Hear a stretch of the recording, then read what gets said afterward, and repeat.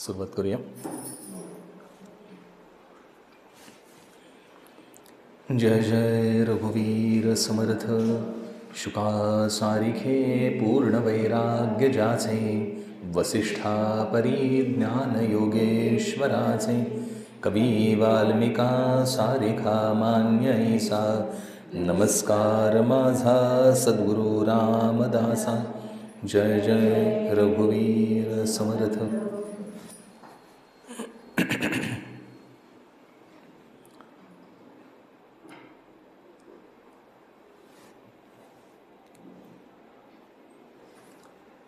नवरात्र चालू आहे सध्या.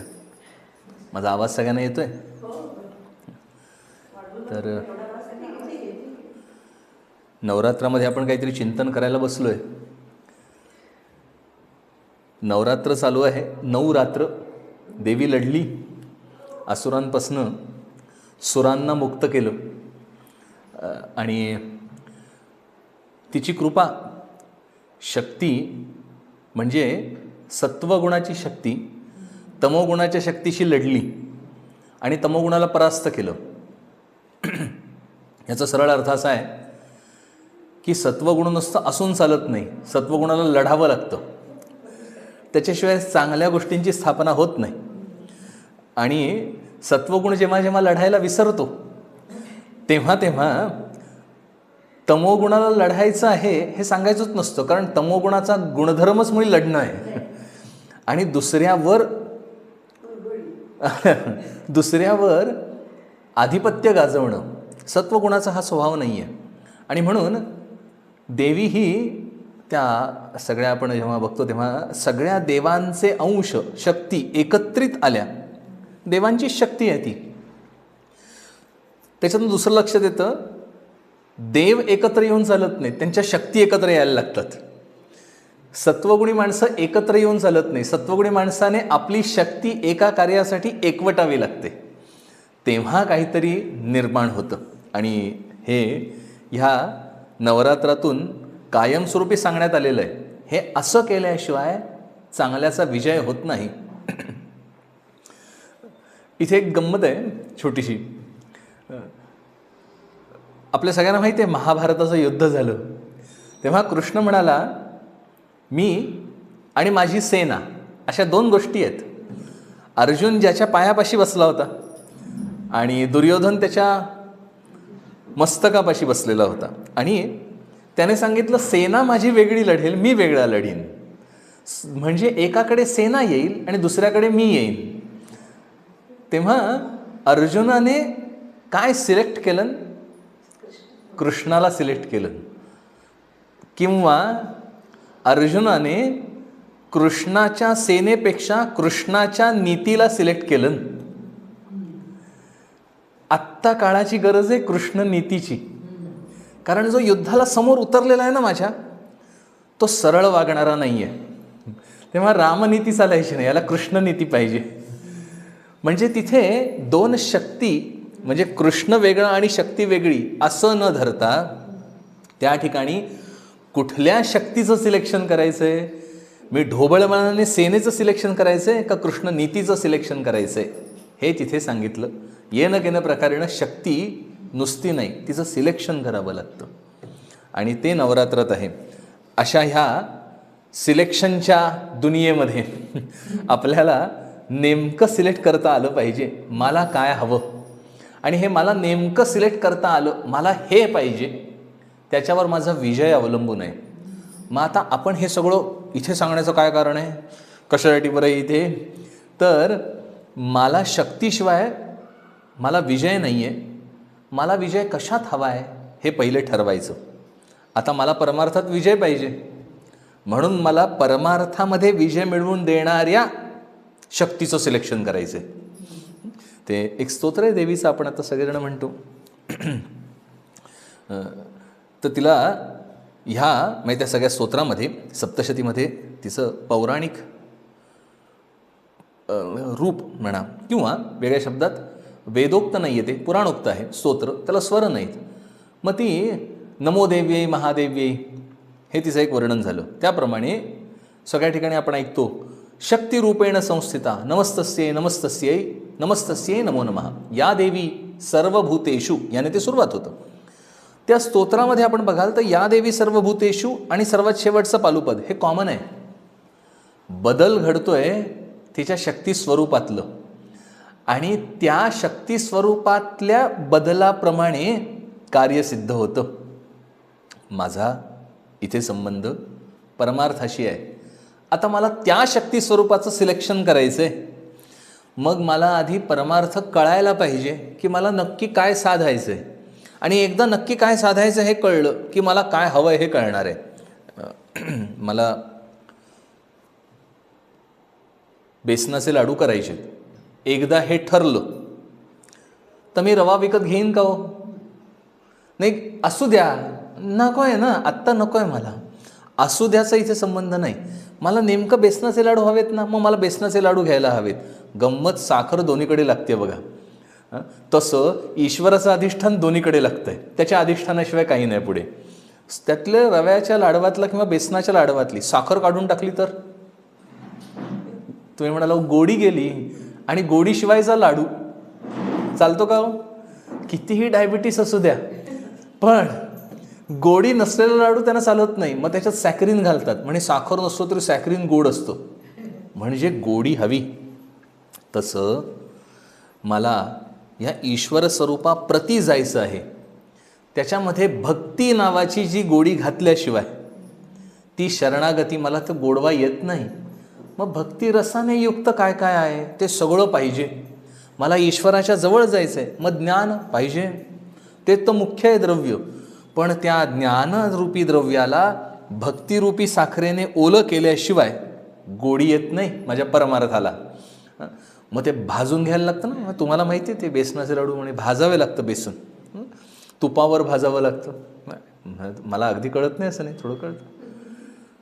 ते जे भाजणं आहे ना, ते ह्या चराचर विश्वामध्ये पोळणं आहे त्रिविध तापाने. ते चांगलं पोळलं गेलं पाहिजे. कसं भाजावं लागतं ते? त्याला एक शब्द आहे, बास, करेक्ट. ते खमंग खमंग भाजलं गेलं कळतं कसं? सुगंध येतो, वास येतो. वास येतो पेक्षा सुगंध येतो असं म्हणूया. तसं या त्रिविध तापात आपण चांगले पोळलं गेलो की नाही, आपला अहंकार जळतो आणि त्याचा वास सुटतो की मग समजायचं नाव ही इज रेडी. असं सगळं झालं की आपण जवळ जातो ईश्वराच्या आणि मग मी तयार होतो उपासना करायला. मग सद्गुरू प्राप्ती. आणि मग मला सद्गुरू उपासना देतात, ह्या प्रकारे जा म्हणजे तू तिथे पोचशील. त्या उपासना पद्धती प्रत्येक संप्रदाय प्रत्येक ठिकाणी वेगवेगळ्या असतात. त्या उपासना पद्धतीमध्ये रोजच्या दिनचर्या येतात आणि दिनचर्येमध्ये असते काकडारतीपासनं शेजारतीपर्यंत. त्यातला काकडारतीचा भाग आपण बघितला. आता दिनचर्येतला शेवटचा भाग शेजारती, जो आजचा विषय आहे आपला. त्या विषयाप्रत आपण आता चिंतन करूया. तर विशेष करून सज्जनगडावर जी शेजारती म्हटली जाते किंवा समर्थ संप्रदायामध्ये शेजारती एकच आहे आणि ती म्हटली जाते प्रभूला दिवसभराच्या सगळ्या घालमेलीतून आता झोपवायचं आहे. शेजारती करतो म्हणजे काय करतो आपण? झोपवतो. शेज म्हणजेच पलंग, झोपणे. झोपण्यासाठी पलंग सज्ज करायचा. आणि माझ्या ईश्वराला मी ज्याची भक्ती करतो आहे तो ईश्वर, तो मी निवडलेला आहे. त्याचं एक रूप निवडलेलं आहे. जसं मी सांगितलं, दुर्गा म्हणा, या सगळ्या देवी म्हणा, हे शक्ती स्वरूप आहे. शक्ती नुसती नसते, ती अधिष्ठानावर असते. आणि त्या शक्तीचं अधिष्ठान जे आहे तो ईश्वर. त्या ईश्वराला, तो ईश्वराचं एखादं रूप, इथे प्रामुख्याने राम, समर्थांनी जे धरलेलं आहे ते राम. राम हे दैवत आहे आणि राम हेच गुरु आहेत. आता या प्रभूला झोपवायचं आहे का? कारण उद्या उठवायचं आहे. म्हणजे झोपल्याशिवाय उठायचा कसा आणि उठल्याशिवाय झोपायचा कसा? आता अगदी खरं सांगा बरं, भगवंत खरंच झोपला? आपलं काय खरं नाही बघा. भगवंत झोपतो ही माझ्या भक्तीतून निर्माण झालेली संकल्पना आहे. का? यथा देहे तथा देवे. देहाला जसं तसं देवाला. ते लहान मूल असतं की नाही बघा, ते लहान पूर्वी होतं बुवा, हल्ली माहीत नाही. ते बारीक छोट्याशा भातुकल्यांचा एक खेळ यायचा पूर्वी. मग त्यात एवढीशे छोटे छोटे कब्बशा, ते झारी वगैरे सगळे असायचे, त्याच्यात सगळे खेळ असायचे. आणि मग ते मुलगा मुलगी जे काय असतील तर ते खेळ खेळतात. आणि त्या खेळामध्ये ती कब्बशी चहा भरून आपल्याच बापाला आणून देते. आणि तो हौशीने बाप घेतो, पितो, आणि नुसतं पित नाही, कॉम्प्लिमेंट इज नेसेसरी. छान झालाय चहा. सो ती जेव्हा छान झाला, ती पोरगी म्हणा पोरगा म्हणा जे काय ऐकतो, किंवा पोरगा सुद्धा, ते गाडी गाडी खेळायचे. मग ते गाडी तिकडे, चला निघायचं आता, बस बसली, सगळेजण बसा मागे. सो कॉम्प्लिमेंट का सगळं हे? कारण तो प्रत्यक्ष जीवनात जे करतो आहे त्याच्यातलाच तो इथे रिफ्लेक्ट करू शकतो. मी जे बघतोय समोर त्याचंच रिफ्लेक्शन मी करू शकतो. म्हणून यथा देहे, आता मी उठतो, मग आता मला भगवंताला उठवायला पाहिजे. कारण ना, भगवंत माझ्या कक्षेच्या पार पलीकडे, तो सगुण आहे पण निराकार आहे. आपण हे काकड आरतीत बघितलं. तो सगुण आहे पण तो निराकार आहे. आता निराकार आहे ना, नाही आपल्याला चालत, निराकार चालत नाही, खरंच सांगतो. भगवंत सगळ्या ठिकाणी आहे, हे उपासनेचं फलित आहे. पण खरंच सांगा, खोटं बोलताना आठवतं का हो? भगवंत माझ्यासमोर उभा आहे आणि बघतोय मला तर खोटं बोलताना? नाही आठवत, आठवत नाही. कारण मी त्याला सगुण आहे हे धरलंय, पण त्याला साकार आहे हे धरलंय. आणि सध्या त्याचा साकारपणा माझ्या देवघरात आहे, आणि देवघरातनं इथे त्याला दिसत नाही आहे, कारण भिंतमध्ये साकार. आता हे जे त्याचं स्वरूप आहे ना, हेच ह्या उपासनेचं बीज आहे. कसं? जसं लहान मुलं, मी जे मगाशी उदाहरण दिलं, जसं लहान मुलं ते सगळा चहा आणि याचा खटाटोप करतात, तसं तेच मनाचा गुणधर्म मोठ्या माणसांचा असतो. त्या चहा आणून दिला आणि जर कॉम्प्लिमेंट दिलं नाही तर त्या मुलीला चालतं? नाही चालत. आपल्याला चालतं का हो? पॉइंट टू थिंक नाही चालत. म्हणजे दिलं तर आम्ही आनंदाने घेतो, नाही दिलं तर बोलत नाही. ते पोरगी असेल ते लगेच विचारते, चांगला नाही झाला, असं ती मोकळेपणाने विचारू शकते, आपण नाही विचारू शकत. हा माझ्या प्रौढ किंवा कडक झालेल्या वृत्तींचा परिणाम आहे. पण हाच गुणधर्म सगळ्या ठिकाणी आहे. आणि म्हणून संतांनी हाच गुणधर्माचा वापर करून, जसं देहाला झोपवायचं आहे ना, तसं आता भगवंतालाही झोपवूया. आपण छान कृष्णाला म्हणा, भगवंताला नटवतो, त्याला कपडे नेसवतो.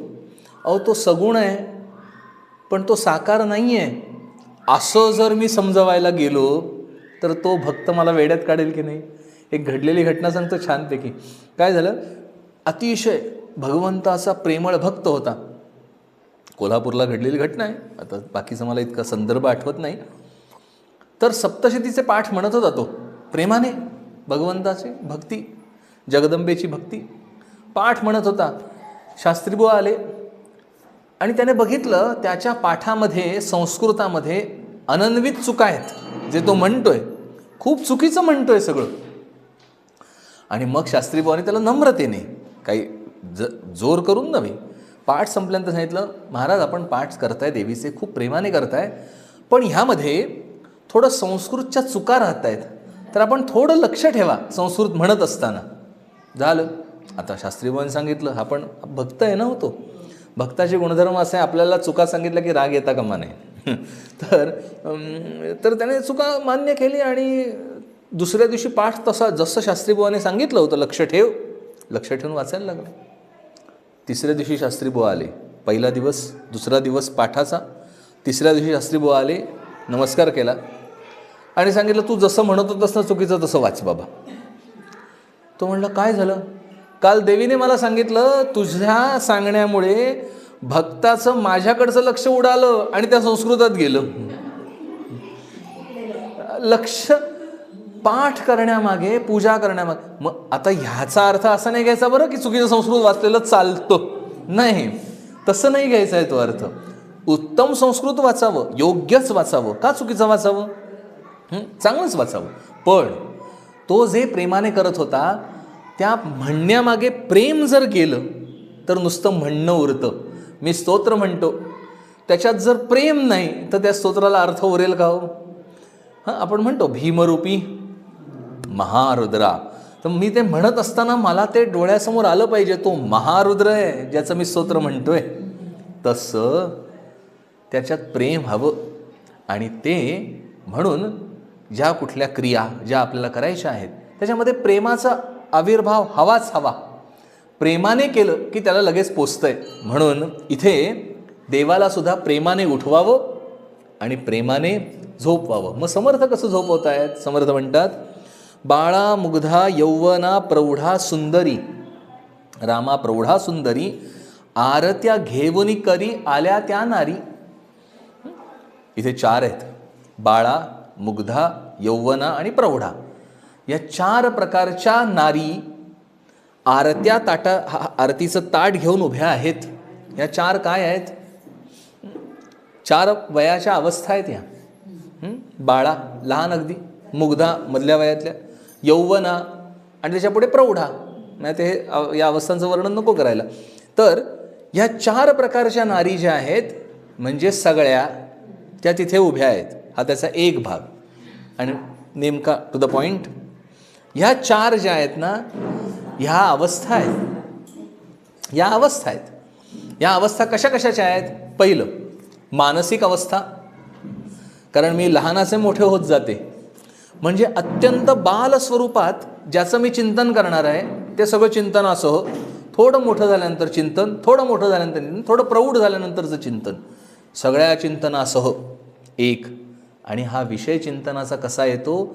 तर ह्या ज्या आहेत ह्या 4 वाणी आहेत, परा, पश्यंती, मध्यमा आणि वैखरी.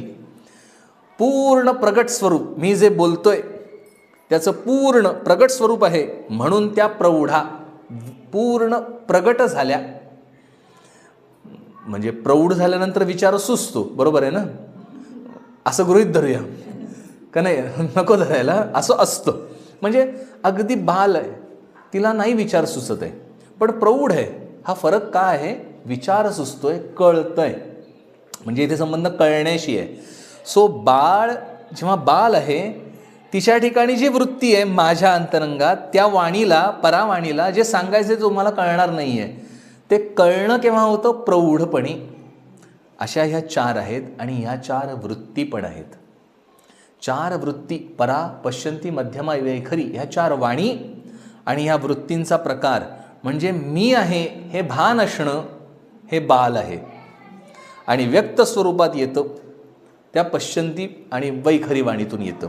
म्हणून ह्या 4 जणी किंबहुना 4च्या 4 वृत्तीच्या स्वरूपातल्या, वाणीच्या स्वरूपातल्या उभ्या आहेत तिथे. याचा अर्थ काय? आता याचा दुसरा अर्थ, 4ही वाणींना तुझ्याशिवाय अन्य विषय आता शिल्लक नाही.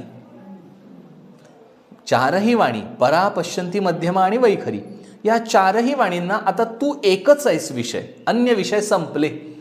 म्हणजे मनात एक आणि वाणीवर एक असं असतं की नाही? आपण असतं, मान्य करूया. तर असतं. म्हणजे मला मनात सांगायचं असलं, बास आता कंटाळा आला, तरी वाणीत नाही येतं का? नाही येत. आपण बोलू शकत नाही. म्हणजे मनात एक आहे आणि वाणीत एक आहे. नाही, आता ह्या 4ही वाणी, या 4ही वाणींना अन्य विषय नाही, एकच विषय. प्रभू तू, प्रौढा सुंदरी, आरत्या घेऊनी करी आल्या त्या नारी. आरती, आरतीचं ताट, आपण आरती निरांजन लावतो आणि ओवाळतो, आपण आरती करतो. प्रत्यक्ष आरती करताना आपण काय करत असतो? देवाची स्तुती करत असतो. सुख करता, दुःख हरता, वार्ता विघ्नाची. किंवा दुर्गे दुर्गड भारी, तुझं विण संसारी. तुझं विण संसारी दुर्गड भारी आहे मला बाबा. हे शब्द वळवून घ्यायला पाहिजे. हे जेव्हा मी आरती करतो तेव्हा मी तिची स्तुती करत असतो. स्तुती कशातनं होते? शब्दातून होते. आणि तो ह्या वाणीचा संबंध आहे. ह्या 4ही वाणी तुझ्या स्तुती करत उभ्या आहेत. किंवा या 4ही वाणींना तुझ्या व्यतिरिक्त जसा विषय नाही तसं तुझ्या स्तुती व्यतिरिक्त दुसरं काही करणं शिल्लक नाही. किंवा 4ही वाणींना तुझ्याशिवाय दुसरं काही शिल्लक करणं नसेल, त्याच वेळा तू उपलब्ध होतोस. हा आपल्या सगळ्या साधनेशी संबंध लावून घ्यायचा आहे.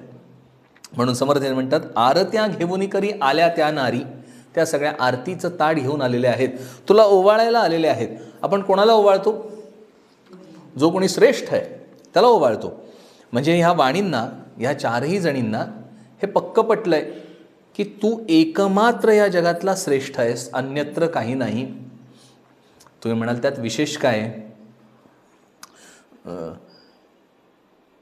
आपण जेव्हा श्रेष्ठ म्हणतो तेव्हा इथे शब्दाचा संबंध आहे निकट किंवा आपलं.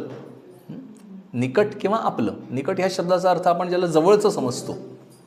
या चारही वाणी तुझ्या जवळ उभ्या आहेत आणि त्यांनी तू एकटा निकटवर्ती आहेस, किंवा तू एकटा महत्त्वाचा आहेस, किंवा तुझ्याशिवाय आम्हाला जवळचं कोणी नाही हे स्वीकारलेलं आहे. हे स्वीकारलं जात नाही म्हणून तो जवळ येत नाही. म्हणून इथे समर्थ स्पेसिफाय करतात, आरत्या घेऊन करी आल्या त्या नारी. त्या आल्या आहेत तुझ्या जवळ, त्या तुझ्या जवळ आल्या आहेत. याचा अर्थ त्याने दुसऱ्या कोणाला तरी लांब सोडलंय. म्हणजे मला अन्यत्र सगळं लांब सोडायचं आहे आणि तो एकच जवळ करायचा आहे. किती जवळ? मी वैखरीतनं नाम घेतो, जमलं, छान. आता मला आत जायला हवं ते नाम. मध्यमा, परा, पश्यंती, मध्यमा आणि वैखरी. त्यातलं वैखरी, त्यातनं आत गेलं मध्यमा, त्याच्या खाली पश्यंती आणि त्याच्या खाली परा. त्या परेपर्यंत नाम पोचवायचं आहे. इतकं नाम मला घ्यायचं आहे म्हणजे मला अन्यत्र दुसरं काहीही घेणं बंद करायचं आहे. म्हणून त्या जवळ आलेले आहेत. प्रभो, अन्यत्र सगळं सोडलंय आणि हे सगळं सोडणं याचा अर्थ वैराग्य. म्हणून वैराग्याशिवाय जमत नाही. याचं कारणच हे आहे, मला बाकी सगळं सोडता आलं पाहिजे आणि सोडणंच अवघड आहे. मी फार पूर्वी नव्हे, मध्ये पण एकदा ऐकलं होतं पु ल देशपांड्यांचं. त्याच्यामध्ये ते कुठेतरी कन्स्ट्रक्शन चालू होतं आणि ते बघायला गेलेले होते आणि ते त्यातलं एक थोडक्यात सांगतो. ते म्हणाले, आम्ही ही वीट तयार करून घेतली आहे आमचं घर बांधण्यासाठी. मग ती बाहेरची वीट आणि ही त्यांनी तयार केलेली वीट, अशा दोन विटा आम्ही एक एक हातात, त्यांचं अगदी वर्डिंग सांगत नाही, अंदाज यायला, हातामध्ये दोन विटा घेऊन सगळं घरभर फिरलो. आणि मग ते म्हणतात, वीट येणं का म्हणतात हे मला आत्ता कळलं. म्हणजे इट्स सो ॲप्रोप्रिएट. आता मला सांगा, घडलं काय त्या क्रियेमध्ये? ते जे धरून ठेवलेली वीट आहेत ना दोन्ही, त्याचा प्रॉब्लेम आहे की नाही? आता मला सांगा, त्यांनी सोडायला सांगितल्यानंतर हात रिलॅक्स होणार आहेत की नाही? तेच वैराग्य आहे, सोडायचं पण नाही जमत. वैराग्य सुखदायक का? म्हणून शंकराचार्यांचं एक स्तोत्र आहे, त्याच्यामध्ये ते म्हणतात, कौपीनवंत खलु भाग्यवंत. कौपीनवंत हा भाग्यवंत. कौपीन ह्याचा अर्थ त्यागी. म्हणून आपल्या शास्त्राचा बेसिक थिअरम, त्यागे एव सुखम न तू भोगे. भोगात सुख नाही, त्यागात सुख आहे. त्यागायचं आहे काय? अन्यत्र सगळं, तुझ्या भगवंता व्यतिरिक्त अन्यत्र सगळं त्यागायचं आहे. असा त्यागल्यानंतर त्या जवळ आल्या आहेत आरतीचं ताट घेऊन. असं समर्थ म्हणतात, आरत्या घेऊन करी आल्या त्या नारी. श्याम सुंदर रामा चरण कमळी. तुझ्या चरणाच्या कमळाजवळ, तुझ्या चरणांपाशी आम्ही आलोय. भक्तासाठी विसावण्याचं ठिकाण म्हणजे भगवंताचे चरण आहेत. शिष्यासाठी विसावण्याचं ठिकाण म्हणजे गुरुचे चरण आहेत. चरणापाशी का? चरणापाशी आपण काय ठेवतो? आपलं मस्तक ठेवतो. म्हणजे माझं मस्तक त्याच्या चरणांपाशी ठेवतो, त्याचे चरण माझ्या मस्तकावर धारण करतो.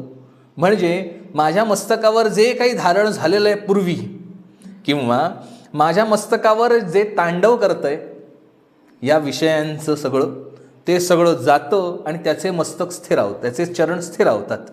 किंवा त्याचे चरण एकदा मस्तकाच्या माझ्या जवळ आले की बाकी सगळं जातं, सगळं नाहीसं होतं. याला समर्थ मनाय श्लोकामध्ये छान केलेलं आहे. समर्थ म्हणतात, बहुकामत्या रामचित्ती वसेना.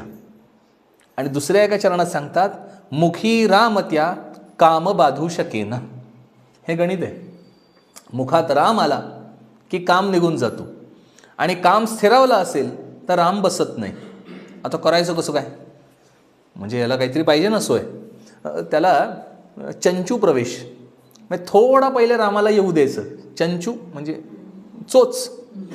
चोचेने जेवढं आत जाता येईल तेवढं ते एकदा का राम थोडासा आत आला की तो त्याचे पाय सगळे पसरत पसरत नेतो आणि सगळ्यांना बाहेर काढतो. बघा, काही आपल्याला करावं लागत नाही.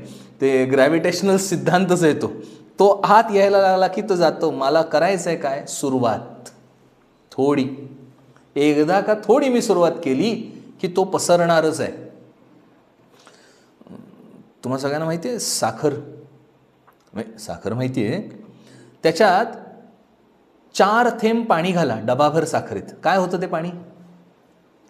बघितलंय कसं ते पसरत पसरत पसरत जातं. एकदम नाही होत ते सगळं ओलं, पण ते हळूहळू हळूहळू ओलं होत जातं.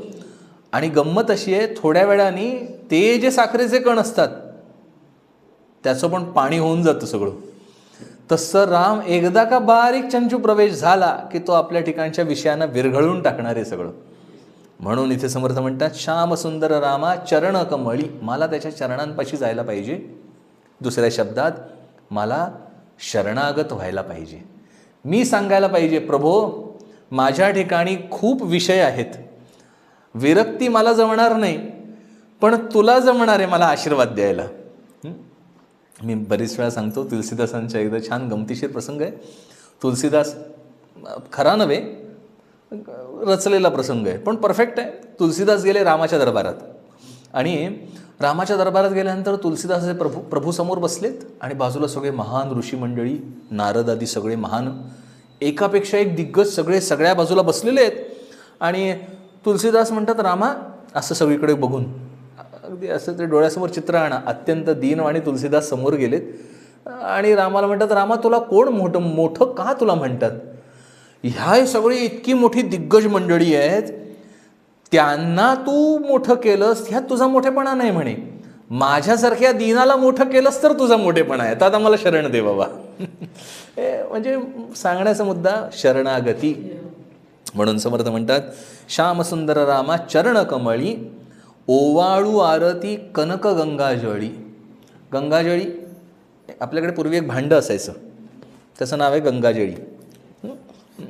किंवा गंगाजळीचा दुसरा अर्थ आहे साठवलेलं. 2 अर्थ आहेत त्याचे. घंगाळ, घंगाळ घंगाळ गळलं ते गंगाजळी. आणि दुसरं ज्याची साठवण करतो, गंगाजळी म्हणायचं. पूर्वी गंगेच्या इथे जाणं दुर्मिळ असायचं आणि मग ते तिथून गंगा आणायची आणि ती ठेवून द्यायची प्रसंगाला वापरायला. गंगेचं तर ते ठेवलेलं आहे, जे आणून ठेवलेलं आहे, साठवलेलं आहे, हात लावलेलं नाही आहे, त्याला म्हणायचं गंगाजळी. तर त्या गंगाजळीचं इथे समर्थ म्हणतात, ओवाळू आरती कनक गंगाजळी. कनक म्हणजे सोन्याचं. आता बंद करून ठेव. तर जे साठवायचं आहे मला, मी साठवण्यासाठी काय आणलंय? कनक, सोनं. आधी सोनंच साठवलं जातं आणि सोन्याच्या आत गंगेचं जळ साठवायचं आहे. म्हणजे विचार करा, मी सोन्याच्या तिजोरीत साठवतो का हो?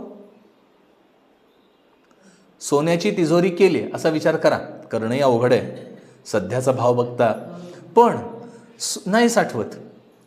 मी लोखंडाची तिजोरी करतो आणि त्याच्या आत सोनं साठवतो. म्हणजे जे साठवायचं आहे ते नेहमी त्याच्या आत असतं. आता इथे काय सांगितलं समर्थाने? कनक गंगाजळी, जळी गंगाजळी साठवणं, गंगेचं पाणी साठवायचं आहे आणि ते कशात साठवायचं आहे? सोन्यात. म्हणजे सोन्यापेक्षाही महत्त्वाचं काहीतरी आहे म्हणून ते त्याच्या आत साठवलं गेलं आहे. आणि इथे गंगा आहे, तिला साठवायचं आहे. तर ही गंगा कुठली आहे? गंगेचे प्रकार 2. एक जी प्रत्यक्ष गंगा वाहताना दिसते ती जलस्वरूप आहे, आणि दुसरं ज्ञानगंगा. ती ज्ञानगंगा माझ्यावर येणं, त्याच्याशिवाय माझा काही उद्धार होणार नाही आहे. ते भस्म झाले की नाही आपल्या सगळ्यांना माहिती आहे. ज्याच्यासाठी भगीरथाने गंगा आणली खाली, ज्याला भागीरथी म्हणतात, ते सगरपुत्र. तर सगरपुत्रामध्ये सामर्थ्य खूप होतं, पण ते गेले कपिल ऋषींच्या आश्रमामध्ये घोडा ठेवलाय म्हणून. थोडक्यात सांगतो तर कपिल मुनींच्या आश्रमामध्ये इंद्राने घोडा नेऊन ठेवला आणि सगरपुत्रा तिथे गेले खणत खणत, त्याच्यामुळे निर्माण झाला तो सागर. त्यांनी खणलं आणि निर्माण केला तो सागर. तर ते खणत खणत गेले सगरपुत्र आणि त्याने बघितला की तो अश्व जो मला न्यायचा आहे, किंबहुना जो माझ्या वडिलांचा, सगरपुत्र होते बरेच, माझ्या वडिलांच्या अश्वमेध यज्ञातून हा अश्व चोरला गेलाय आणि तो चोरून आणलाय जिथे, तोच कारणीभूत असणार असं गृहीत धरून ते कपिल मुनींच्या अंगावर धावून गेले. कपिल मुनीने हुंकार केला, फक्त हुम असं म्हटलं आणि ते भस्म झाले, भस्म होऊन पडले. तेव्हा नारद म्हणाले, जो अंशुमान नावाचा त्यांचा पुतण्या, तर तो आला आणि नारद म्हणाले की ह्यांना साध्या जलाने तिलांजली देऊ नको, गंगेने तिलांजली दे. मग अंशुमान, दिलीप बरेच जण तपश्चर्या करायला लागले. Coming back to the main point, Ganga अवतीर्ण झाली भगीरथामुळे, म्हणून तिचं नाव भागीरथी. ही जी ज्ञानगंगा आली त्याच्याशिवाय त्यांचा उद्धार नाही आहे. गंगा नुसतीच नाही आहे, ती ज्ञानगंगा आहे. आणि ज्ञानगंगा स्वर्गातून जे धारण करू शकेल ते महादेव आहे, कारण ती ज्ञानगंगा सहन नाही होत. ब्रह्मसत्यम जगन्मिथ्या जीवो ब्रह्मैव नापरा, हे खरंच आपल्याला ऐकलंय की नाही आपण? पण जे मी ऐकलंय त्याचा माझ्या जीवनात काहीतरी संबंध आहे का? हे दुर्दैव आहे, पण हे सत्य आहे. त्याचा संबंध लावून देण्यासाठी म्हणून कोणीतरी ते ज्ञान धारण करून, गंगा खूप मोठी आहे, ती महादेवांच्या जटेत गेली आणि त्याने बारीक एक बिंदू सरोवरात सोडली. 7 धारा बाहेर पडल्या, गंगा बारीक सोडली. म्हणजे ते ज्ञान प्रचंड आहे, मला सहन होईल इतपत जो देईल त्याच्याकडे मला जायचं आहे, म्हणून शरणागती. आणि असं मी जेव्हा शरण जाईन तेव्हा ते मला प्राप्त होणार आहे. इथे समर्थ म्हणतात, ती ज्ञानगंगा साठवलेली आहे, ती साठलेली येईल अंगावर, ती नाही जमायचं. मग गुरु पाहिजे. आणि गुरुकडे जाण्यासाठी गुरु मला घेऊन जातो भगवंताकडे आणि त्याचं ज्ञानदान देतो. सो गुरु आणि भगवंत एकरूप आहेत, किंबहुना हे दोघंही एकच आहेत. गुरु भगवंताप्रत नेतो म्हणून गुरु मोठा. आणि ज्ञान झाल्यानंतर हे सगळंच मिथ्या आहे हे कळतं, कळलं ज्याच्यामुळे म्हणून गुरु मोठा. म्हणून ते साठवलेलं ज्ञान, ते गंगाजळी, ती मला प्राप्त व्हावी. आणि ते प्राप्त करून देण्यासाठी म्हणून असं सहज नाही मिळत, शरणागती. म्हणून सुरुवातीला सांगितलं, श्याम सुंदर रामा चरणकमळी मी आरती करतोय. त्या चरणकमलांची मला आरती करायची आहे, स्तुती करायची, सेवा करायची. त्या चरणांची सेवा केली की चरणामृत मिळतं आणि त्या चरणामृताने मी अमृतत्वाला जातो. ऐकायला खूप सोपं आहे ना हो, हे ऐकायला सोपं आहे पण करायला अवघड आहे. पोळी कशी करावी, पुस्तक लिहिणं सोपं आहे बरं करण्यापेक्षा. तर म्हणजे practical is always difficult, it is always difficult. ड्रायव्हिंगचं पुस्तक सोपं वाटतं, करायला गेलं की समजतं इट इज डिफिकल्ट. आणि केल्याशिवाय मला जमायचं नाही, चालायचं नाही. म्हणून समर्थ इथे म्हणतात, ओवाळू आरती कनक गंगाजळी. मी त्या आरती ओवाळतो, भगवंताला मी ओवाळतो ही आरती आणि त्याच्याकडनं हे समजावून घेतो. समर्थ पुढे म्हणतात, चौघी म्हणती सुमन शेजे चला मंदिरा. चौघी अर्थ आपण बघितला, 4 वाणी, ह्याच वृत्ती आहेत, परा, पश्यंती, मध्यमा आणि वैखरी. चौघी म्हणती सुमन शेजे, सुमन म्हणजे फुलं, फुल पुष्प. जेव्हा गुरु आणि शिष्य यामध्ये पुष्पाचा संबंध येतो तेव्हा ते शरणागती दाखवतं. भक्त आणि भगवंत ह्यामध्ये पुष्पाचा जेव्हा विषय येतो तेव्हा ते शरणागती दाखवतं. आपण त्याच्या चरणांवर ही फुलं वाहतो. मी शरण कसं येणार, त्याचं प्रतीक काय, मी फुलं अर्पण करतो. आणि सामान्यपणे निसर्गात फुलं हे चैतन्याचं प्रतीक आहे. फुलं बघितल्यानंतर आपल्या चैतन्य येतं डोळ्यांमध्ये, आहे की नाही? छान फुलं सगळी फुललेत, बरं वाटतं. ते चैतन्याचं प्रतीक आहे, सजगतेचं प्रतीक आहे. चैतन्य म्हणजे सजगता, जागृत असण्याचं प्रतीक आहे. आणि जागं काय काय लागतं? बुद्धी जागी लागते तर कार्य होतं, शरीर जागं लागतं तर कार्य होतं, विवेक जागा लागतो तर परमार्थ होतो. म्हणजे सजगतेचं प्रतीक आहे फुलं. म्हणून इथे समर्थ म्हणतात चौघे म्हणती सुमन शेजे. सुमनांची शेज, शेज म्हणजे काय? पलंग. पलंग. आणि त्या पलंगावर सगळी फुलं, ते चैतन्य, ते सजगता, तो विवेक ज्या पलंगावर पूर्णपणे झाला त्याच्यावर प्रभू निजणार आहेत, विसावणार आहेत. म्हणजे जोपर्यंत डायरेक्ट, जोपर्यंत विवेक नाही तोपर्यंत ते प्राप्त नाही. विवेकाच्या शय्येवर भगवंत आरूढ होऊ शकतो. आणि तो कुठे आहे? चौघी म्हणती सुमन शेजे चला मंदिरा. भगवंत आता आरूढ कुठे आहे? नवत्या इच्छती सेवा श्याम सुंदरा. तो आरूढ आहे सिंहासनावर. भगवंत कसा आहे? सिंहासनावर आहे. ते सिंहासन सोडून तो शेज मंदिरात येणार आहे. परफेक्ट आहे बघा हे. आता सांगतो. तो सिंहासनावर आहे, तिथे तो काय आहे? राजा आहे. हां, म्हणजे राजाच्या सत्तेवर सगळा समाज चालतो, बरोबर आहे? म्हणजे राजाच्या अधिष्ठानावर सगळा समाज चालतो. म्हणजे ह्या समाजाला चालवणारा प्रत्यक्ष काही राजा तिथे येऊन मुलाला चालवत बसत नाही, काही करत नाही. त्याच्या असण्याने हे सगळं चालतं. त्याचं अस्तित्व हे सगळ्याला धारण करतं. आता वेगळ्या शब्दामध्ये ईश्वर ह्या चराचर सृष्टीला धारण करतो. किंवा ईश्वर, थोडा अवघड आहे पण आता जरा समजून घेऊया. ईश्वराच्या अधिष्ठानावर ही सगळी सृष्टी आहे. हे वेदांतातलं वाक्य, ईश्वराच्या अधिष्ठानावर सृष्टी आहे. किंवा भगवंत सिंहासनावर आहे म्हणून हे सगळं चालू आहे.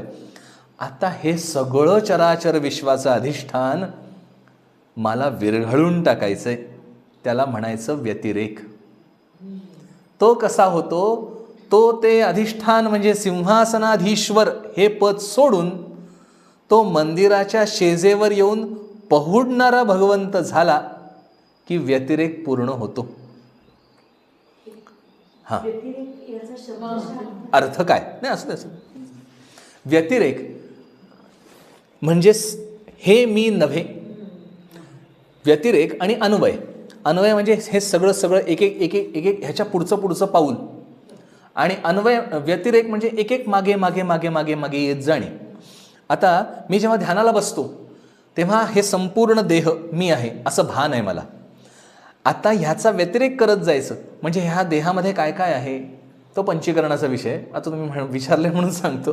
तर या देहामध्ये काय काय आहे तर अस्थि, मांस, त्वचा, नाडी आणि रोम याने शरीर बनलं आहे.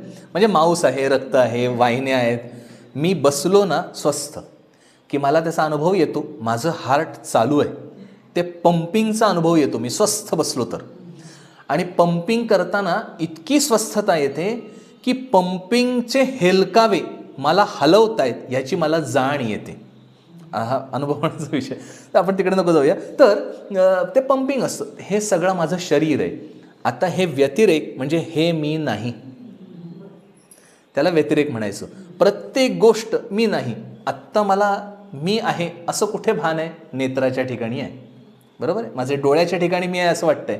जागृत अवस्थेमध्ये त्याचं, अंतरात्म्याचं किंवा ह्या जीवाचं स्थान नेत्रस्थान सांगितलेलं आहे. आता गाढ झोपेमध्ये ते हृदयस्थान आहे. मनःपटलाच्या आत ते जातं आणि हृदयाच्या ठिकाणी स्थिरावतं. पण ते एकदम जात नाही, ते सावकाश सावकाश जातं. ते सगळंच्या सगळं मी नाही, ह्याला म्हणायचं व्यतिरेक. हे मी नाही. मी ध्यानाला बसल्यानंतर हे जमतं. प्रत्येक बाजू ते मी समजते, तो माझा संबंध काही नाही, हे मी नाही नाही असं करत करत सूक्ष्म होत होत आतात जाणे म्हणजे व्यतिरेक. आणि अन्वय हे सगळं मी आहे, बरोबर उलटं. मग काय काय मी आहे? मी ज्या आसनावर बसलो ते पण मी आहे, मी ज्या बिल्डिंगमध्ये बसलो ते पण मी आहे, अख्खी बिल्डिंग मी आहे, ही पृथ्वी मी आहे, मग आप मी, सगळं मी आहे. करत करत परत तुम्ही त्याच पॉईंटला येता ज्यातनं तुम्ही व्यतिरेक करत जाता. पण अन्वय करणं जरा अवघड आहे. व्यतिरेक सुरुवातीला सोपा आहे. तेव्हा मी पहिले व्यतिरेक करत करत आत जाणे, म्हणजे ते गुरुने उपदेश देणं, तत्वमसी. तत्वमसीचा उपदेश झाला की व्यतिरेक करत करत मग मला समजतं अहम ब्रह्मास्मी, मी ब्रह्म आहे. ते ब्रह्म झालं की अयम आत्मा ब्रह्म, हा आत्मा हेच ब्रह्म आहे.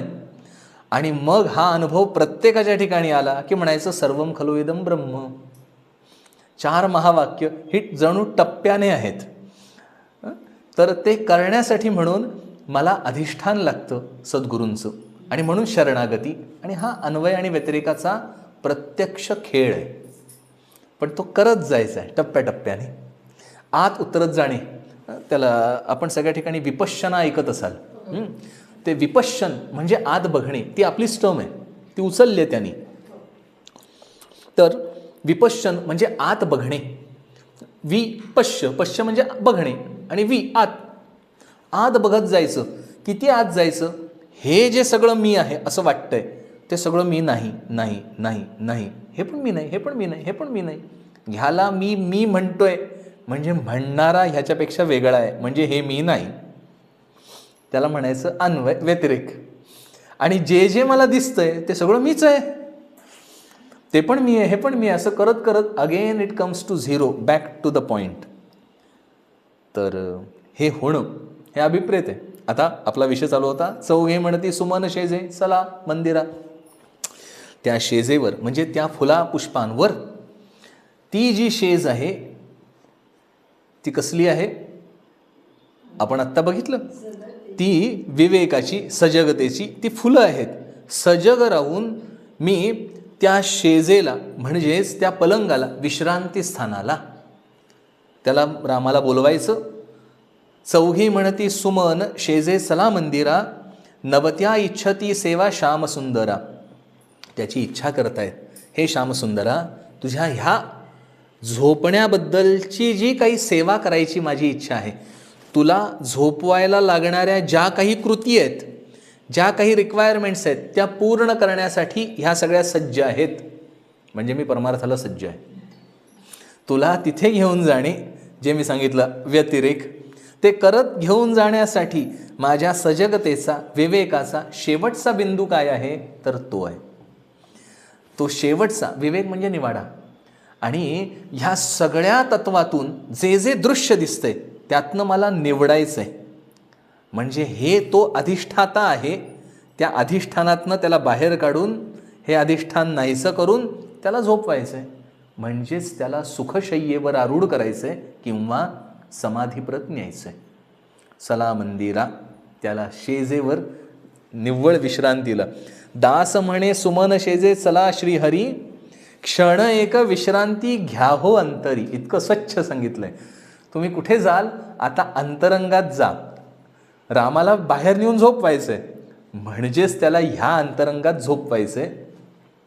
इथे झोपवणे म्हणजे त्याला अधिष्ठान देणे. ह्या चराचर विश्वाचा अधिष्ठाता ईश्वर हे जाऊन ईश्वर ही संकल्पना नाहीशी होऊन त्याला आत्मा ह्या संकल्पने स्थिर करणे. तो ईश्वर आहे म्हणजे त्याला ह्याचा अभिमान आहे. तो हे अभिमानाने धारण करतोय. हा अभिमान सुटतो आणि मी आत्मा आहे हे एकमात्र भान शिल्लक राहतं. म्हणजेच हे दृश्याचं अधिष्ठान सुटलं की आतमध्ये जो मी एकटा आहे, तत्वमसी किंवा अहम ब्रह्मास्मी, ह्यावर तो जाऊन बसणे. बरं वाटतंय की नाही ऐकायला? पण हे प्रत्यक्ष क्रिया करणे ह्याला म्हणायचं अन्वय. आणि व्यतिरेकाकडे आधाराने आपण हे करू शकतो. समर्थ म्हणतात दास म्हणे सुमन शेजे चला मंदिरा, त्या मंदिरात चला. मंदिर म्हणजे आपण मंदिराला एक पवित्र ठिकाण मानतो. तर त्या पवित्र ठिकाणी पावित्र्याच्या आधारानेच तिथे जाता येतं. अपवित्र असाल किंवा अपवित्र ह्या शब्दाने किलमिश असतील वृत्तींची तर तिथे जाता येत नाही. मग मंदिरा म्हणजे पवित्रता, म्हणजे एकच एक शुद्ध विचार, त्याच्या आधाराने त्या ईश्वराला त्या सुमन शेजेवर चैतन्याच्या आधाराने चैतन्यात विसावणे हे आपल्याला करायचं आहे. सकळा असे तांबूल सकळा पुष्पमाळा, भक्तांचा सोहळा पुरविला. सगळ्यांना तांबूल आहे, विडा, तो विडा दिला जातो प्रसाद म्हणून. आणि सगळ्यांना पुष्पमाळा, पुष्प कुठली आपण बघितली, ते चैतन्य आहे. प्रत्येकाला रामाने ते पुष्प बहाल केलेत, अजून काय द्यायचं. प्रत्येक जणाला तिथे जाता येण्याचा अधिकार आहे. आवश्यकता आहे मी जाण्याची. Everybody is entitled with it. प्रत्येक जणाला ते आहे. हा मीपणाने न जाता प्रभूच्या आधाराने तिथे घेऊन जाणे आहे. म्हणून समर्थ म्हणतात, स्वामी चला हो निज मंदिरा, सुख शेजेसी रघुवीरा. तुम्ही स्वतःच्याच निज मंदिराला जा. निज माझं स्वतःचं, आणि मंदिर पवित्र ठिकाण, माझं स्वतःचं अत्यंतिक पवित्र ठिकाण म्हणजे ते आहे, ते आत्मतत्व आहे. आणि अपवित्र काय? माया. ब्रह्मा व्यतिरिक्त जे आहे ते अपवित्र आहे. चमच्याच्या आधाराने मी अन्न खातो. चमचा म्हणजे अन्न नाही आहे, चमच्याशिवाय खाता येत नाही आहे. म्हणून आधार त्याचा घ्यायचा आहे मायेच्याच आधाराने. म्हणून आत्मारामामध्ये का त्या कोवडियांच्या कडिया गुंतगुंतोनी उगवाव्या असं समर्थ म्हणतात. पूर्वी असं कड्या असायच्या, त्या एकमेकात गुंततात आणि कळत नाही, त्या गुंततच फटकन एकदम उकलतात. हे जे अचानक उकळणं जे आहे, तर ते विचारांच्या आधाराने मी विचार करतच जायचं आहे. विचार हेच साधन आहे, आणि विचारांच्या आधाराने माझे विचार काहीतरी तुटतात एकदम, आणि निर्विचार स्थितीला मी जातो. तिथे भान आहे, तिथे मी आहे, तिथे माझं मला कळतंय मी आहे. झोपण्याची स्थिती मी आहे, पण झोपलोय कधी अल्लद जाऊन हे कळत नाही आहे. का? त्या कोवडियांच्या कडिया गुंतगुंतोनी उगवाव्या. समर्थ म्हणतात, सकळासी तांबूल सकळा पुष्पमाळा, भक्तांचा सोहळा पुरविला. हा तो सोहळा भगवंताने पुरवला, सगळ्यांना बहाल केलं. भगवंत असा आहे, भगवंत भेदभाव ठेवत नाही ना, कारण भेदभाव ठेवायचा दुसऱ्यासाठी आहे. तिथे भेदच नाही तर भाव कसा ठेवणार? अभेद आहे तिथे. आणि म्हणून सगळ्यांसाठी एकच एक आहे, कोणाला वेगळं आगळं काही नाही. मायेच्या ठिकाणी भेद आहे, ईश्वराच्या ठिकाणी भेद नाही. इथे समर्थ म्हणतात, तो सोहळा पुरवला. कसला सोहळा आहे? भक्ताला भगवंताशी एकरूप करून घेणे, हा तो सोहळा आहे. म्हणून ती पुष्पमाला प्रत्येकाला दिली, वाटली. खिरापत वाटायची. आपल्या इथे बघा पूर्वी ती प्रथा आहे, खिरापत वाटायची असते. उत्तम सोहळा, एखादा उत्सव झाला की एक विशिष्ट प्रकारचं खाद्यपदार्थ, त्याला खिरापत म्हणतात, आणि ते केलं जातं आणि मग ते वाटलं जातं. का? कारण प्रत्येकजण त्या स्थितीला पोचलंय ह्याची ते खूण आहे, आणि ते तिथे जाण्यासाठी म्हणून आनंद सोहळा आहे असं समर्थ म्हणतायत. याच्या पुढचा भाग पुढल्या ह्याच्यात आपण बघूया. आज इथे एवढं थांबूया. जय जय रघुवीर समर्थ. नवत्या इच्छती सेवा श्याम सुंदरा. नव म्हणजे नवीन, दोन अर्थ आहेत त्याचे. नव म्हणजे नवीन, नवीन सेवा म्हणजे रोज वृत्ती आपल्या नवीन प्रकारे उठत असतात. आता इथे काय काय सांगितलंय, त्याच्या आधीचं काय सांगितलंय समर्थांनी? चौघी म्हणती सुमनशीचे, चार वाणी. रामात चला मंदिराला घेऊन जात आहेत. आता त्या ज्या नवत्या इच्छती सेवा श्यामसुंदरा, ते घेऊन जाण्याची सेवा, नवसेवा आम्ही इच्छितो. दुसऱ्या शब्दात न्यू स्टार्ट म्हणतो ना आपण, नव्याने पुन्हा सुरुवात करणे. प्रत्येक वृत्ती ही नव्याने सुरुवात होत असते, आणि मला पूर्वीचं जे अधिष्ठान आहे ते सगळं वाईप आऊट करावं लागतं डोक्यातून. किंवा मी जोपर्यंत बायस्ड असेन, वेगळ्या शब्दाने माझ्या डोक्यामध्ये जोपर्यंत भरलेलं आहे तोपर्यंत मला जमणार नाही. ते रिकामं करायचं आहे, म्हणजेच ते नवीन करायचं आहे. हा एक भाग. आणि इथे नव म्हणजे 9. दुसरा अर्थ, 9 प्रकारे नवविधा भक्ती. मी त्याच्या प्रत जायचं आहे, मला घेऊन जायचं आहे कुठे? भगवंताला शेजघरात घेऊन जायचं आहे, म्हणजे आत्मनिवेदना प्रत जायचं आहे. जाणार कसं? 9 प्रकारे जाता येतं. इथे समर्थ म्हणतात, नवत्या इच्छती सेवा, ती सेवा मी करू इच्छितो. मग काय करू इच्छितो? श्रवण करू इच्छितो, मनन करू इच्छितो, नामस्मरण करू इच्छितो, तुझी पूजा करू इच्छितो. अशा सगळ्या प्रकारातून मी तुला मंदिरात 100% घेऊन जाणार, किंवा ह्या 9 प्रकाराच्या आधाराने त्याला घेऊन जाण्याची शक्यता आहे. तो ह्याच प्रकाराने येऊ शकतोय, हे तिथे अभिप्रेत आहे. जय जय रघुवीर समर्थ.